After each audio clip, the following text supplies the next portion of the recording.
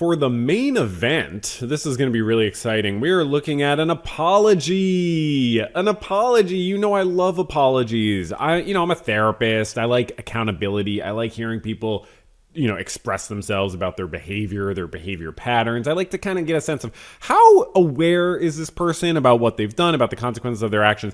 This guy, Ned Fulmer, you all know who he is. He's famous on the internet. He was part of the Try Guys. I'm sorry.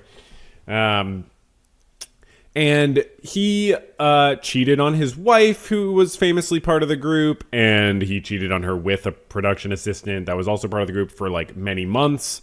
And then they were caught. It was like horrible. It's really bad to cheat on someone. But like if you cheat on your partner and you tell them the next day, like that's a lot different than cheating on your partner for many months with someone you work with together and then getting caught publicly. And then like there's more harm caused. Like there's differences in harm caused based on how, like what you do, how they become aware of it, how long you kept it a secret, and what that all means. Obviously they've separated. They're not together. They did a podcast together for this guy's first episode of his thing. I don't even think it's this channel. Hey guys.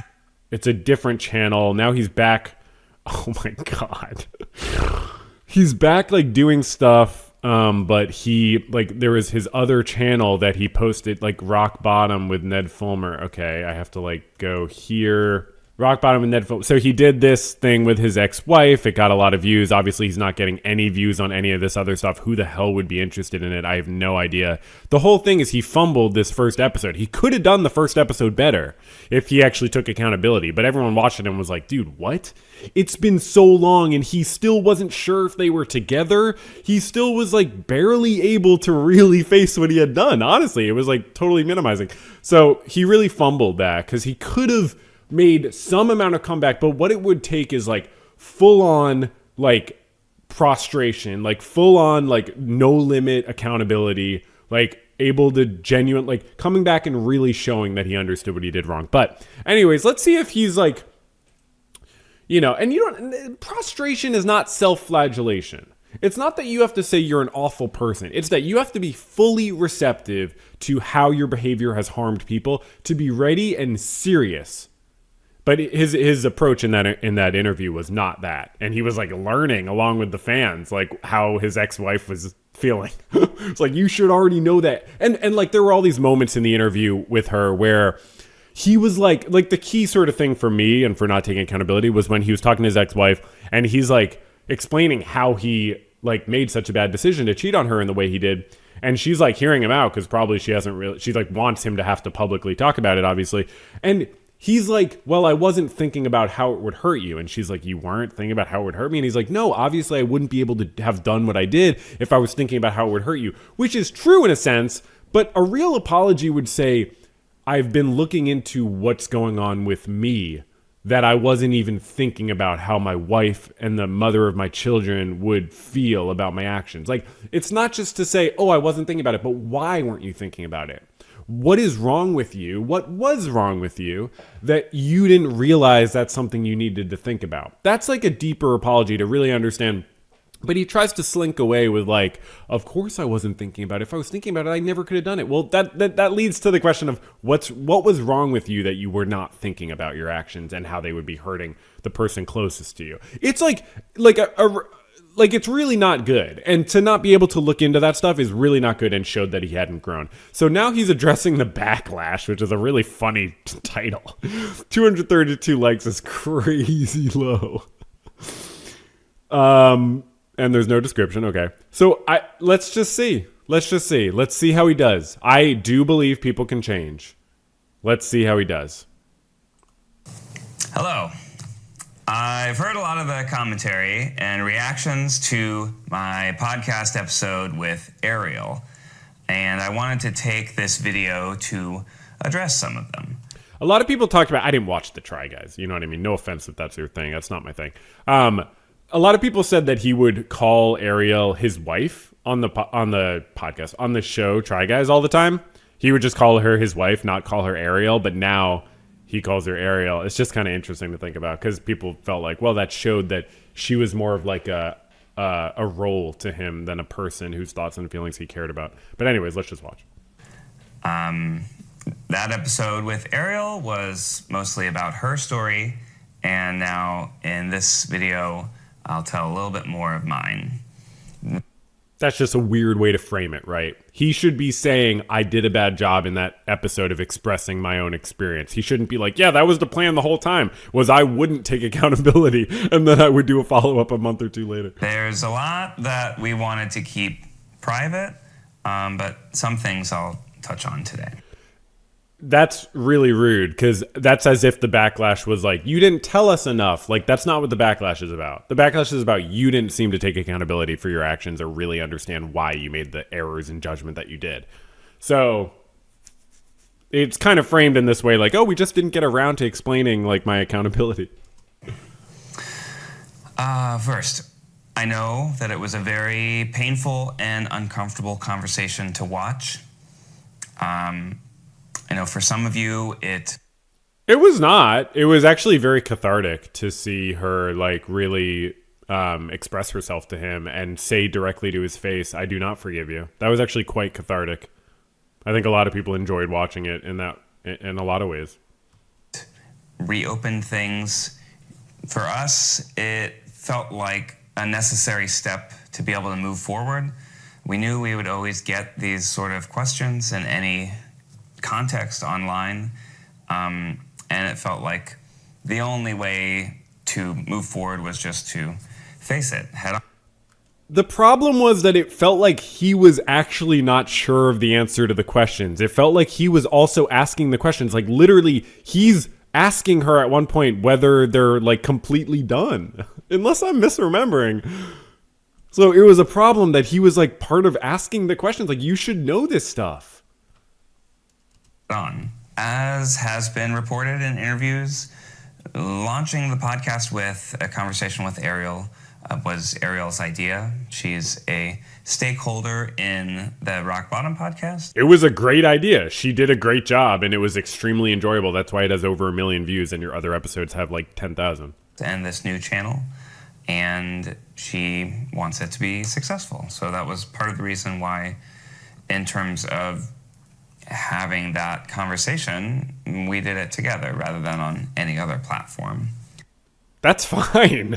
Who is he getting his like complaints from? Like, this is fine. That's not something you need to address. The addressing is about your not taking accountability and you're being like unclear of how you really got to that point of doing such harm to someone you cared about, supposedly. We knew it would draw a lot of attention, and I know that some of you have only seen 15-second clips of me. Oh no, I've watched several people talk about it almost like in full. Putting my foot in my mouth, but I hope for those that watched the full hour that you took something away from it. I did, but the problem wasn't you putting your foot in your mouth as if like you said the wrong thing. The problem was more what you didn't say. You know, any clip that you see on TikTok is just one small snippet of an hour-long conversation of 3 years of trying to work through this. So this is horrible, Ned. And I understand, I see the pain in your eyes, I see the pain in your face. I know that this is really hard. And I don't necessarily think Ned is like some horrible, evil person. I don't care, I guess I should say, whether he's a horrible, evil person. But like, this is a really bad approach to addressing the backlash, quote unquote. And also like addressing the backlash, just say taking accountability and then take accountability. Like, the idea that like he's suggesting that people just like got the wrong impression because they saw short clips, that's like kind of the quintessential bad faith response to feedback for anything, even if it's like your partner giving you feedback, your friend giving you feedback, to suggest that they misunderstood if they really did not misunderstand. That's just bad faith. Like, people can be well informed and still disagree with you. That's kind of the key of good faith communication, understanding that people can be very well informed and disagree with you. After Discovery, I started an intensive program of therapy, group therapy, and work to really... I'm sorry, did he say after Discovery? Trying to work through this. After Discovery... After Discovery? Is that what he refers to being caught as? Discovery? Or is he referring to a legal matter? I started an intensive program of therapy. Right, but the question, Ned, is why were you not going to therapy? Like, what was going on for those, like, months like 8 months or whatever it was, that you didn't think I should talk to someone about this? Group therapy and work to really try to understand what I had done, why I had done it, and what it meant for my relationship and my life. Yeah, the why you have done it is the thing we needed more of. Like, why? That's what we really didn't get. Unless I'm forgetting. I don't think we got that explanation. This involved a lot of facing rationalizations, denials, minimizations, all of these. We didn't. I know people always comment, stop pausing it. What the fuck? Go watch his video. Like, the rationalizations is exactly what you should have expressed. Like, we didn't really get that. Like, did he ever say on the podcast, oh, I thought like it wouldn't hurt you because like you blah, blah, blah, blah, blah. Like, expressing what his rationalizations are is the inroads to like what was broken in his psychology and what needs to be healed.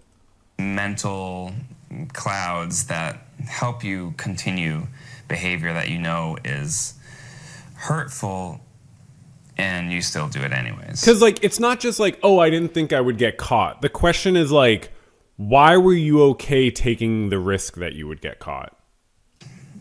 So it let me face the truth and acknowledge in no uncertain terms that I cheated on my wife with an employee of my business, and it caused her For months. immense pain and Say the full thing, Ned. 4 months. shattered our marriage, and also caused a lot of pain to Your a children. lot of other people. Okay. Also to your children. Those were my selfish actions and my choices. Now you say why, though, Ned. And you don't have to, because you don't have to tell the internet all your business. But, like, if you want people to think that you're being accountable, like, honestly, he just should have stayed off the internet. But, like, if you want people to think you're being accountable, you got to get to the why. From there, I sought to understand the patterns of behavior that led to this. I did work with internal family systems and parts work. Great. That's great. But just, we don't need to hear the modalities. Like,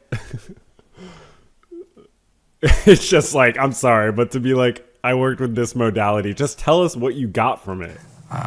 Started in the 12-step program. Great. And continued to understand why I had done what I did. So does he have substance abuse problems? Like, I didn't know that, and that's totally understandable if that's a factor. I mean, I would maybe just say it outright rather than implying it, but okay. Also, like, that's not the reason you cheated on your wife, obviously. What the underlying issues were and what it was that I was running from when I chose to do that selfish and self-destructive behavior. Please just tell us what these things are, or don't make the video. In terms of my relationship with Ariel, it started as a therapeutic separation. And then from there, I prepared a disclosure document that answered all of her questions and volunteered for a lie detector test to then, in a therapeutic setting, convey that information to her. Lie detectors are in no way scientific, and that's bizarre, but if she wanted that, obviously, it's good that he did it. So that we could build something new on the same page of knowing exactly everything that happened. And this is a well-known therapeutic technique for people trying to recover from betrayal trauma. Okay, I could understand that. Yeah, I thought it was really cool in the podcast how Ariel was talking about the idea of betrayal, and she was like talking about being a part of communities of people who have been betrayed. I think that's really meaningful because it is a betrayal, and betrayal is a very strong word, but it's a word that applies, and it's good to use the most applicable term for these things. And he did betray her. He betrayed her trust, and he betrayed her. And it's important for him to face that so he can really understand what he did in the full weight. Again, I believe this guy can grow and change. I mean it. I don't know him at all, but I imagine he can grow and change. And he doesn't need to make us privy to all of it. But we can all grow and change when we do bad things. And it's just a matter of actually understanding like what went wrong. Why did I betray this person? Why didn't I think of it as betrayal when I did it? These are important questions. And speaking of betrayal trauma, that is a phrase that I learned. The idea of betrayal trauma and integrity abuse, and these ways that are, systems and language for understanding the pain and why keeping secrets like that, especially of a sexual nature, can be so damaging to your partnership. Okay, but come on, Ned. Like, you knew these things, you knew these ideas, you just didn't know the terms. So, like, the question is, like, why did the ideas themselves not occur to you as significant and worth taking into consideration? Yeah, it's helpful to have the language of the words, but, like, you knew that cheating was wrong. Obviously, that's why you kept it a secret. So, those were things that I learned about and continue to practice on a daily basis when it comes to saying what I mean and doing what I say, and when I make a mistake, immediately correcting it to stay keep my sense of integrity. Credit where credit's due. That's well put, and I think that is a good takeaway for him to have, to say what you mean, to do what you say you'll do, and to correct mistakes. That is definitely like a step of the amends process. Intact.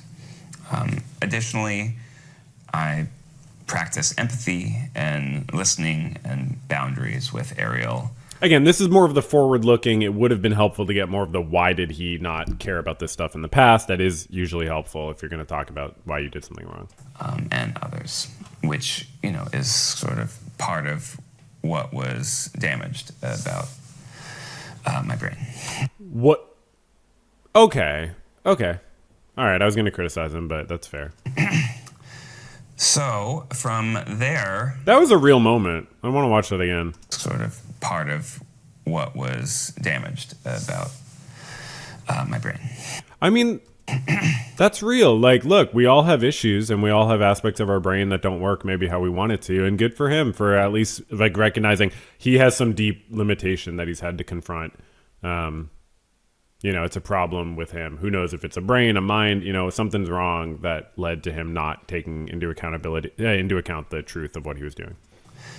So from there... And understanding that something's wrong with your brain doesn't mean you just throw up your hands and, it just means there's a deep issue you got to really give a lot of attention to, something within yourself, your brain, your psychology, your mind, whatever. It's not about, giving up and it's deterministic, but it just gives you a sense of like, oh shit, there's a deep thing that I need to rectify.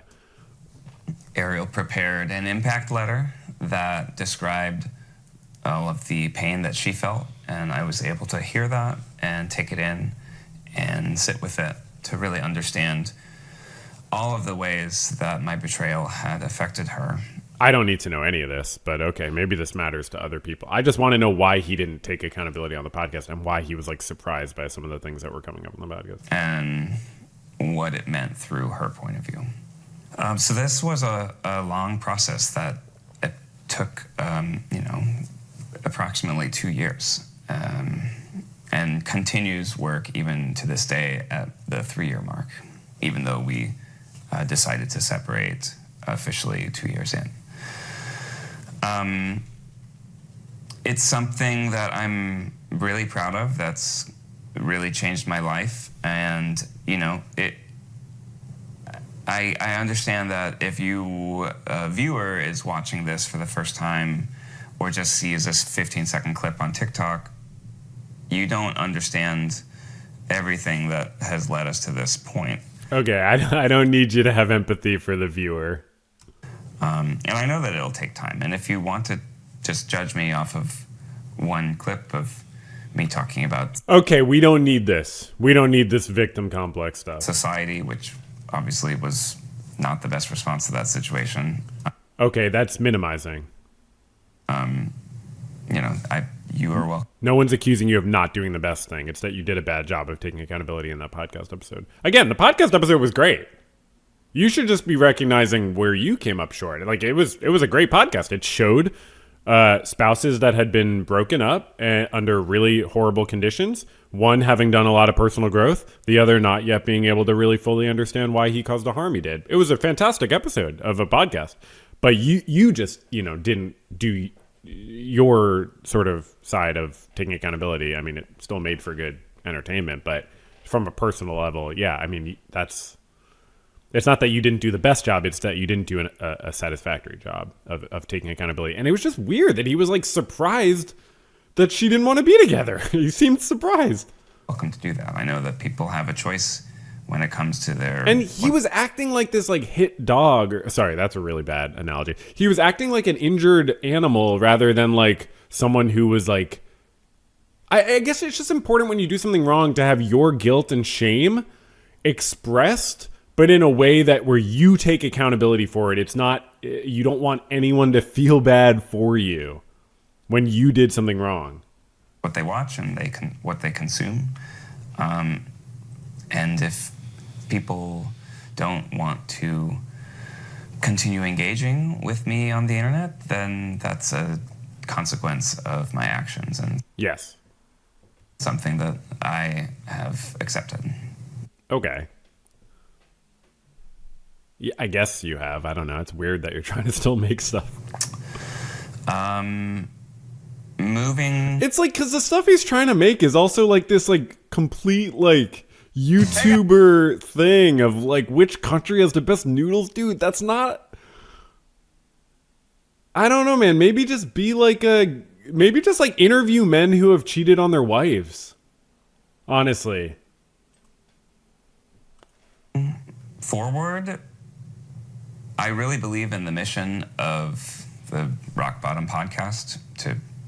I guess that sounds unfair because I'm like saying he shouldn't move on from it, but it's just bizarre to like move on to this like giddy YouTuber persona. And then the podcast is called Rock Bottom, but like I you know, I don't know what it's about, but I get the sense he's not interviewing perpetrators of harm, but that would be a good thing to do.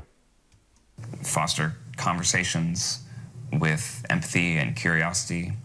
It stems from a lot of that group therapy work, of seeing how much someone sharing how they're addressing the wreckage in their life that they caused. Okay, maybe it is about that. I don't know. I'm not watching this podcast. They're overcoming a challenge can really be a catalyst for healing. So if it's affected you so far, I'm grateful for that.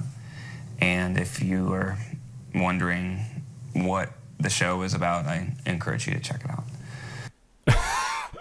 I'm sorry, but like we're almost done here, and I don't really feel like he's actually gotten into like why he didn't realize it was hurting his wife to cheat on her.